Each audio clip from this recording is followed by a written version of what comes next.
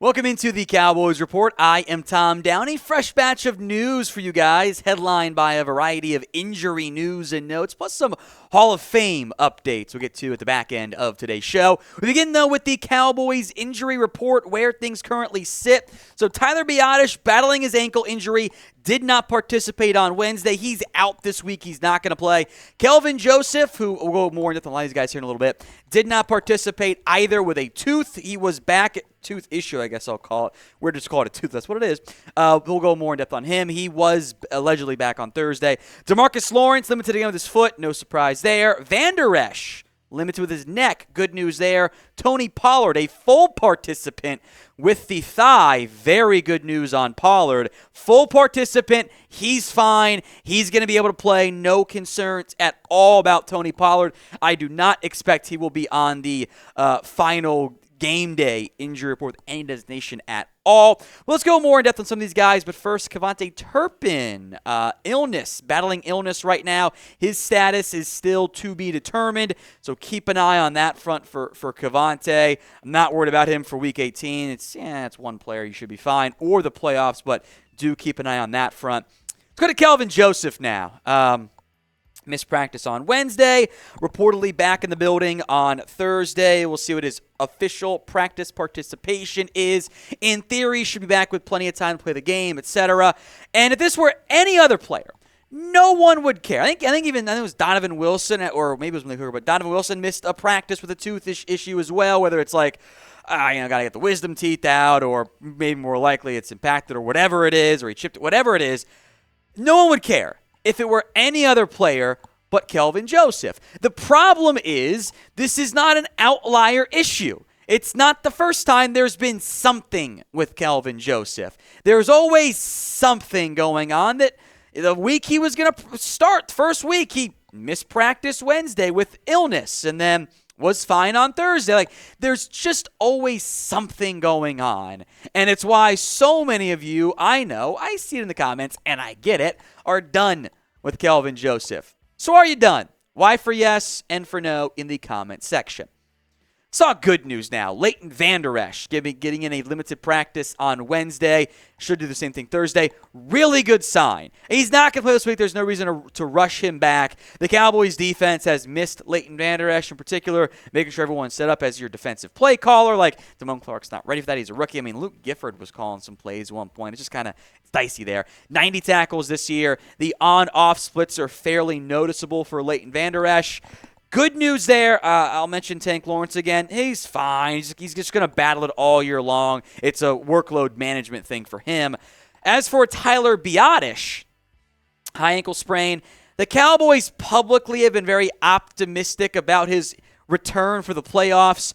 I will make note, being back for the wild card round is an aggressive and tight timeline for any recovery of Biadasz. Fingers crossed. I'll stay optimistic, but we're going to have to monitor that one closely once we get into the playoffs positioning. So as things sit right now, what is your confidence level in the Dallas Cowboys? Scale it for me from 1 to 10. 1 on the low end, 10 on the high end. It's the pinned comment on today's video. So if the ad break comes here on YouTube, take advantage of it. Head down there and let me know. 1 to 10 confidence level in the Cowboys. Next up, some very good news. 2 players not on the injury report. Micah Parsons, who had that hand in a club. It was wrapped, whatever cast, whatever phrase you want to use or word you want to use for it there. He's all good. No concerns there about Micah. When I heard it was like a laceration, so maybe he got stepped on or something there. It was designed to protect the hand. It's good now. Doesn't sound like he's going to have a club this week at all. And Dak Prescott on the first injury report since we also the knee tweak, kind of like got up, checked it out a little bit. Guess it's fine. Not on the injury report as all. So very good news for, I would probably argue, the 2 most important players on this Cowboys team. So with that in mind, you can go any player or coach if you want to. I think we'll get a lot of good answers here. Who has been the MVP for the Cowboys this year? Head down to the comments section and let me know.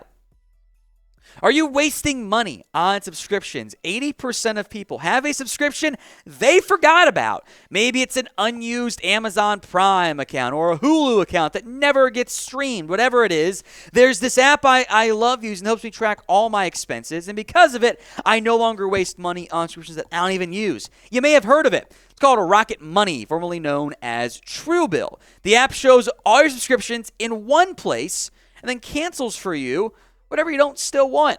Yeah, it's that simple.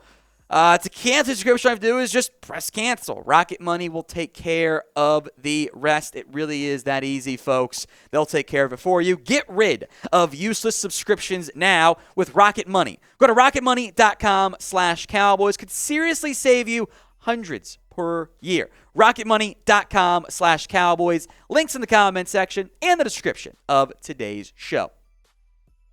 Next up is Jonathan Hankins, the defensive tackle. He is still on IR, and I will make note, Hankins is not eligible to return until the playoffs at the earliest. Must miss 4 games, then they can open that practice window. I would assume they will, unless Hankins just physically can't do it, which would raise real concerns for him being able to go at all his postseason stuff. But the Cowboys are saying he's going to be back. He'll be back. We'll have him back for the playoff push. I'm optimistic that is the case. I will trust them on this point more so than I even trust them on Biadasz right now. And that'd be a big get for the Cowboys to get Hankins back. The defensive tackle room has been, I don't know. We were hopeful it would be a bigger breakout. Hasn't happened. Frankly, I think Carlos Watkins continues to play a nice key role for you as a run stopper with Hankins banged up. I think he's outplayed Bohanna, but Bohanna still plays some. I would love the Osa breakout game. Hasn't happened yet, but you're down basically 3 starters that you could get back between now and the opening round of the playoff games or at some point in the postseason. Which of these 3 players, hypothetically, would then be the bigger return for Dallas? TB for Tyler Biadasz, JH for Jonathan Hankins, or LVE for Leighton Vander Esch? Vote right now in the comment section. More injury notes. Again, I promise a lot of injury stuff there. Matt Farniok has been designated to return from injured reserve this week. Now, that does not mean it is a guarantee that Farniok will be cleared and active this upcoming week. But the Cowboys are dangerously thin on the offensive line. 4 guys are out as things sit. Matt Waletzko's not coming back. Terrence Steele's done for the year. Biadasz will not play this week. Matt Farniok could play. Now, the Cowboys in general want 8 active offensive linemen. So, Peters, Tyler Smith, Tyron Smith, McGovern, Zach Martin, Josh Ball give you 6. That's only 6. So, you have an open roster spot right now, which I think the Cowboys would like to use on Matt Farniok. If he can go and be productive at practice today, that's a step in the right direction. Now, Brock Hoffman has 1 more call-up. The Cowboys have been running a different 8th offensive lineman since Farniok went down. They've been calling up Dakota Shepley. They've been calling up Avion Collins. But Shepley and Collins are both now out of practice squad call-ups. Alex Taylor's not been used yet. Alec Lindstrom is still hurt. Isaac Alarcon is an exemption. He's not eligible for a practice squad call-up. Have to make him to an active game day roster. So that leaves, in theory, 1 more call for Brock Hoffman. If Farniok can go, that's probably the move. But if Matt Farniok cannot go, well, then you got to find someone else to fill that extra open roster. But it could end up being Dakota Shepley at that point. That would make sense for Dallas. He's out of call-ups. He was the preferred game day call-up at the beginning of everything here. So you could practice squad promote Hoffman, call up Shepley for a game, probably waive him, get him back to the practice squad, and then activate Matt Farniok for the playoffs in the event he cannot go. But the Cowboys' preferred option would be to have Farniok and stash Shepley for later if you need to.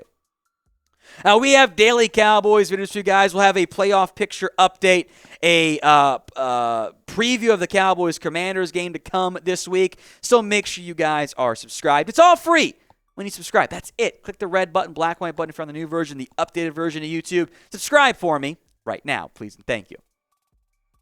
Before we go, good news. The Hall of Fame finalists for the Dallas Cowboys. DeMarcus Ware, who absolutely should get in this time. He should have been on the ballot last year, should have gotten in. It was a joke he didn't.